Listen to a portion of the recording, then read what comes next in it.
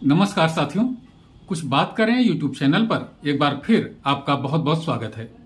आज हम लोग चर्चा करेंगे कि लक्ष्मण रेखा का सच क्या है।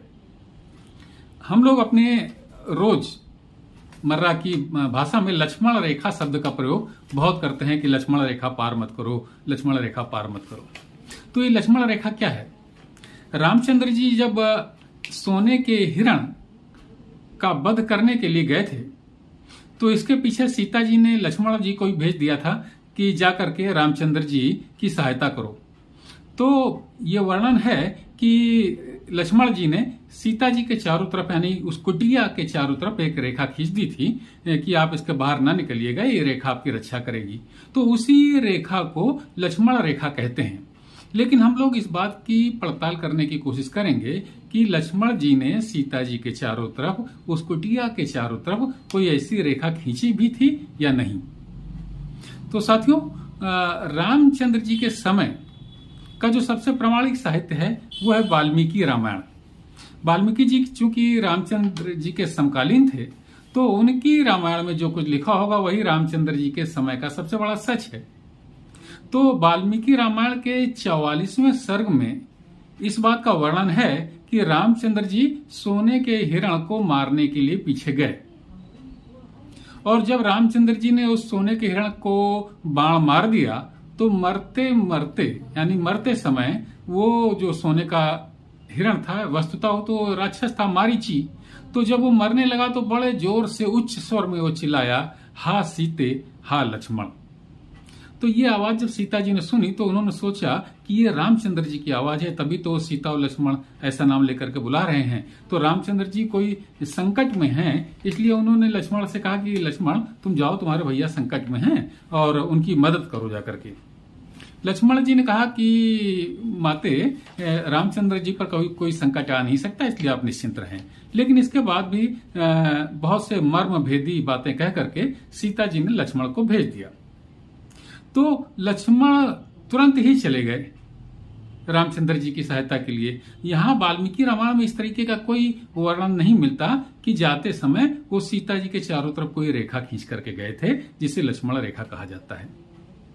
वाल्मीकि रामायण में ऐसा कोई वर्णन नहीं मिलता, क्योंकि 44वें सर्ग में रामचंद्र जी ने मारा मारीची को यानी सोने के मृग को, और 45वें सर्ग में यह वर्णन है कि रामचंद्र जी जो है वो लक्ष्मण चले गए रामचंद्र जी की सहायता के लिए और जाते समय वो वन के देवी देवताओं से इस बात की प्रार्थना कर गए कि आप सीता जी की रक्षा करिएगा।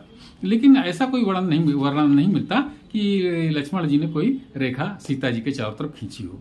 तो ये तो बात हो गई वाल्मीकि रामायण के आधार पर कि ऐसी कोई रेखा लक्ष्मण जी ने सीता जी के चारों तरफ नहीं खींची थी, इसका कोई वर्णन वाल्मीकि रामायण में नहीं मिलता।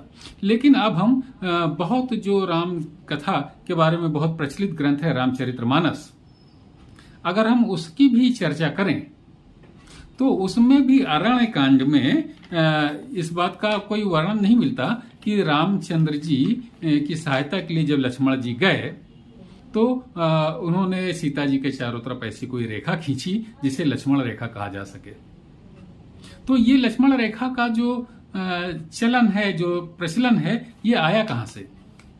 तो न रामचरितमानस में ऐसा कोई वर्णन मिलता है, न वाल्मीकि रामायण में ऐसा कोई वर्णन मिलता है। तो फिर ये कहां से बात आई कि ये लक्ष्मण रेखा शब्द का चलन कहां से हुआ?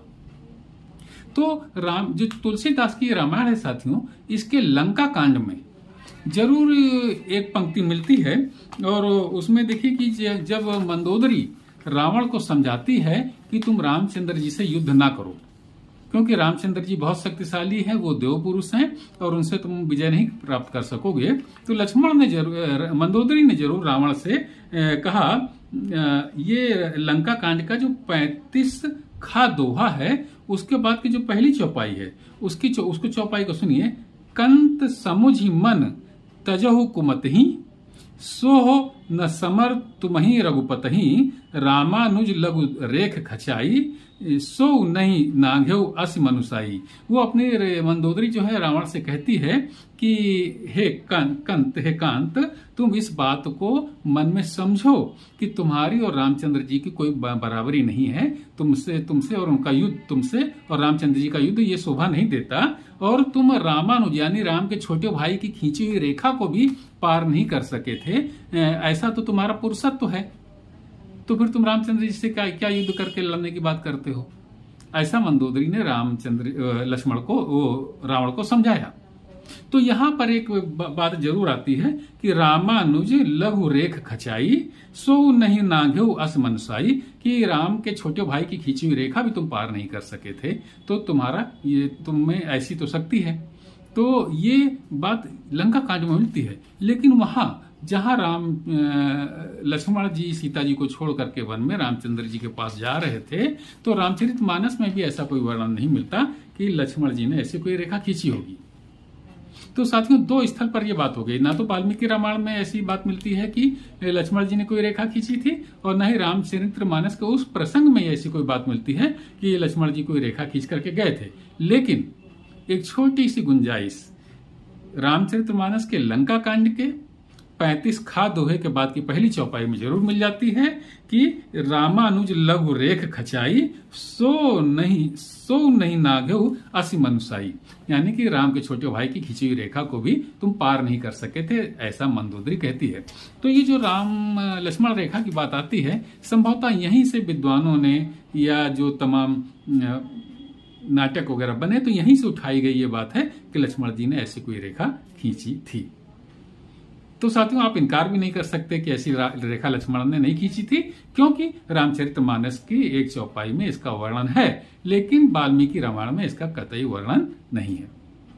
तो अब ये लक्ष्मण रेखा का सच क्या है, ये इन दोनों ग्रंथों से मैंने आपको बता दिया। अब आप समझिए कि लक्ष्मण रेखा लंका कांड में तो इसका एक जगह वर्णन है, वाल्मीकि रामायण में इसका कोई वर्णन नहीं है, और रामचरितमानस में भी उस प्रसंग में इसका कोई वर्णन नहीं है जहां लक्ष्मण जी सीता जी को छोड़ करके जा रहे थे। तो साथियों, आज की चर्चा में बस इतना ही।